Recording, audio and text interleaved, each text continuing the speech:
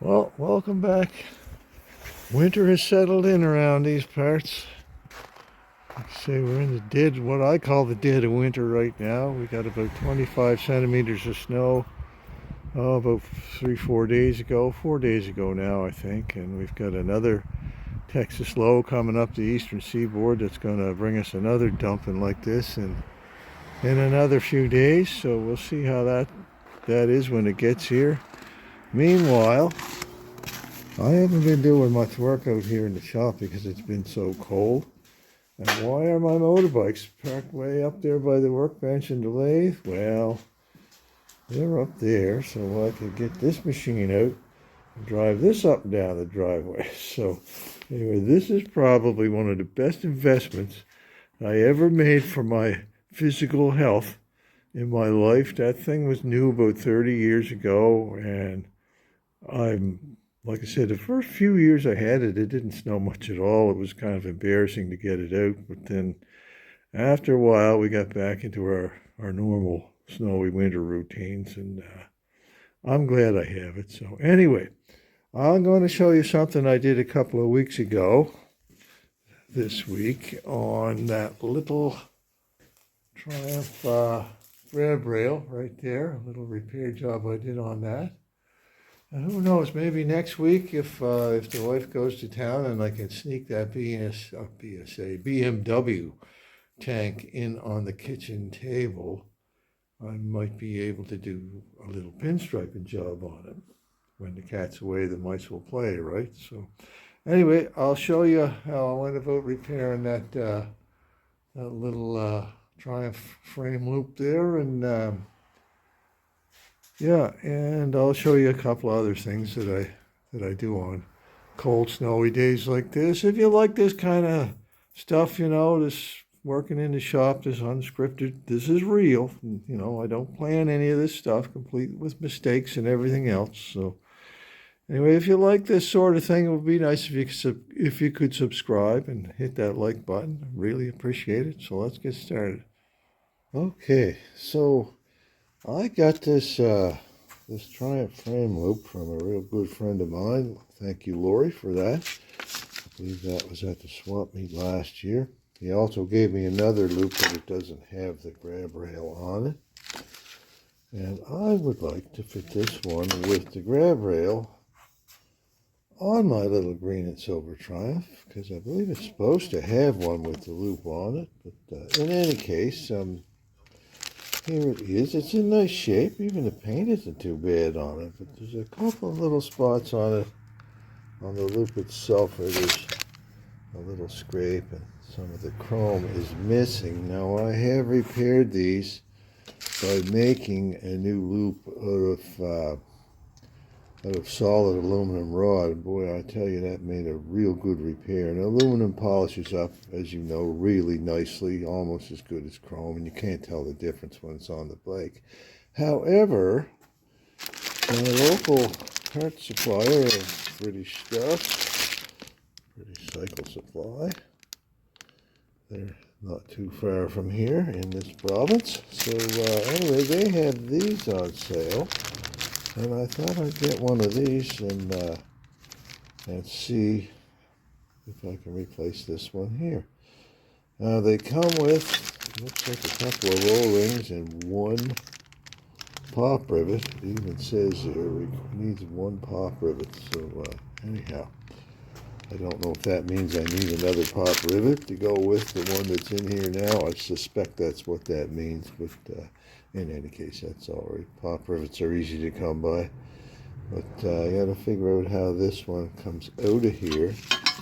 Now, there are some holes right here in the bracket that appear to have had the rivets removed from them. So I'm thinking that might be ready to just knock that chrome bar right out of there.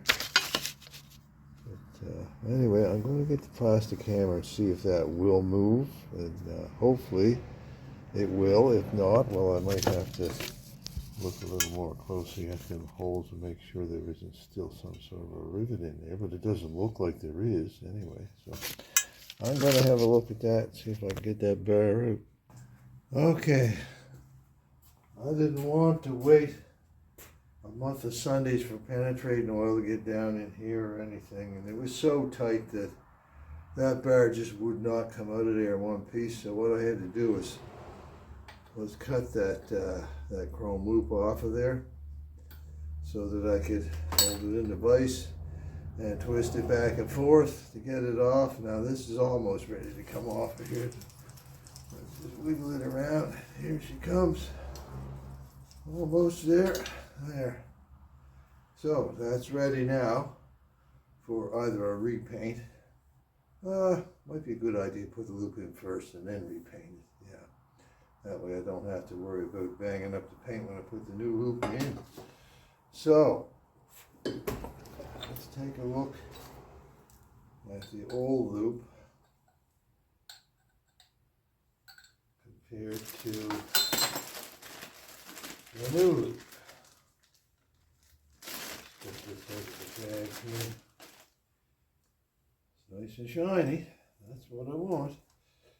So let's just compare one to the other here.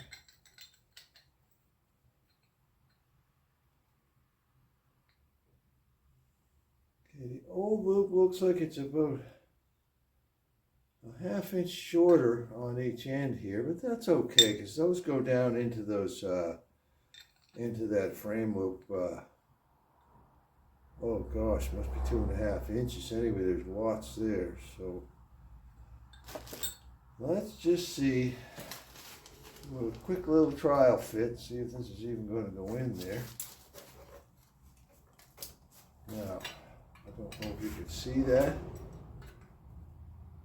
but the frame, there's about a ½ inch tighter loop on that chrome one than there is on the steel one down here, but that's quite bendable. But I'm just going to try one side at a time to make sure it will go down in that hole in the loop, and sure enough it does. So I'm not going to push it in all the way, especially not one side at a time. But what I need to do is to get this chrome loop to bow out just a little bit more so that I can get both ends of it to start in the black steel loop. Oh, drop it on the floor, Bruce. Yeah, that's a great way to keep the chrome nice and shiny. All right, be a little more careful, you big dummy. So yeah, okay, let's try this again. I know I can do this. There we go. I've got it started on both ends. So I'm just going to clean up the hole in here, get the old rust and stuff out of there before I knock this bar down in place. And I am going to mark this new bar to the position where the old one was in, so I know I've got the same height on the bar. So before I knock that in, yes, I'm going to get some emery cloth on a screwdriver or something, clean up those holes, and then I can knock the new bar into place.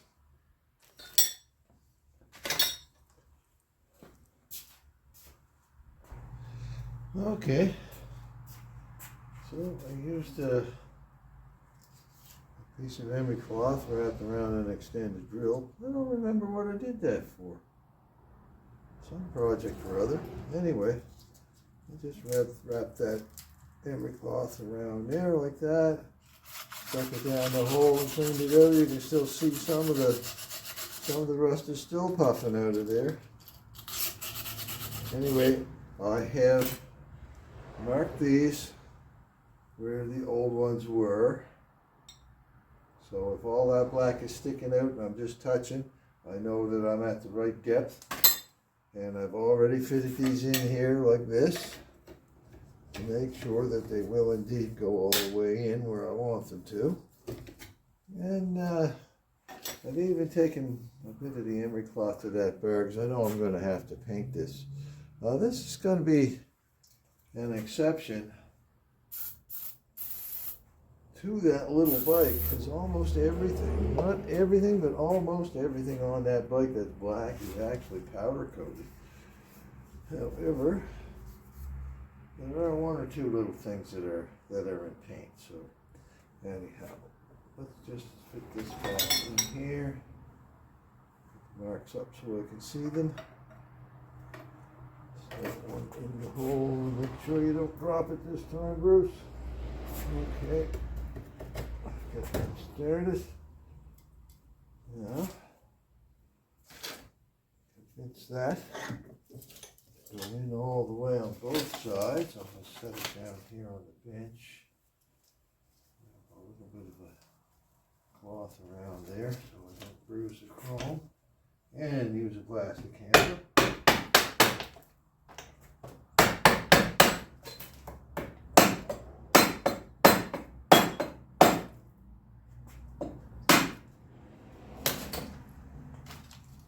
All right, there's the mark there, there's the mark there. So I'm in at the right depth. All I need now is to drill through the chrome bar here. Put a couple of pop rivets on each side. So, and then I can paint the black part of the rail, and there you go. I'll have a brand new looking grab rail for there. So that was a good little kit. Thank you, British Cycle Supply. All right, well, I've been busy doing the little things on the grab rail and the back rack there from that T100. So anyways, I've got a couple of pop rivets fitted in the holes on each side now to keep that rail in place. Not coming out unless I want it to, in which case I'll have to drill the rivets out. But hopefully I'll never have to take it apart again. But, all right, so here we have a couple of spots where there were some little dents or wear marks. I don't know what they'd be from, unless somebody hit a bungee cord on there for a really, really, really, really long time. Anyway, I filled them in with a bit of body filler. Kind of ashamed to have to mix up a small amount like that, but anyway, I've sanded a bit on them, but they're still feeling a little doughy, so I'm just going to set this rack up on top of the furnace and let that body fill cure a little bit more before I sand that down and get ready to give this a coat of paint. So anyway, meanwhile I'll find something else to do. So there's that little grab rail, all fastened to the nicely painted black loop. That's been sitting up there for, I guess about a week or maybe 2 weeks now. Anyway, I'm just going to leave that there probably until springtime when I get the Triumph out. I'll fit that on there along with a new set of gaiters because she needs that. But anyway, there it is. I'm going to show you a few other things that I do when the weather's cold before I sign off here, so stand by for that. Well, when it's too cold out to work out in the shop, well, I can work inside on models.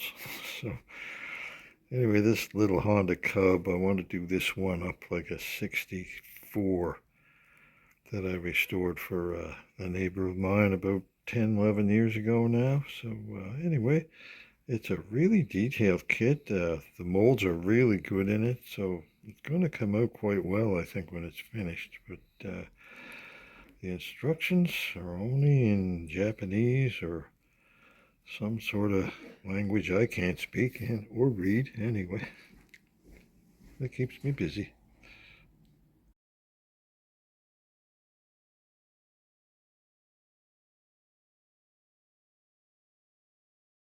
So that's going to wrap it up for this week's doings. If you enjoyed it, like I said before, please like and subscribe. It would really help the channel, and I'll try to have something else put together for next week. If it stays really, really cold, I might be a couple of weeks before I get back on, but I'll be back with something sometime. So be good to each other. Bye-bye.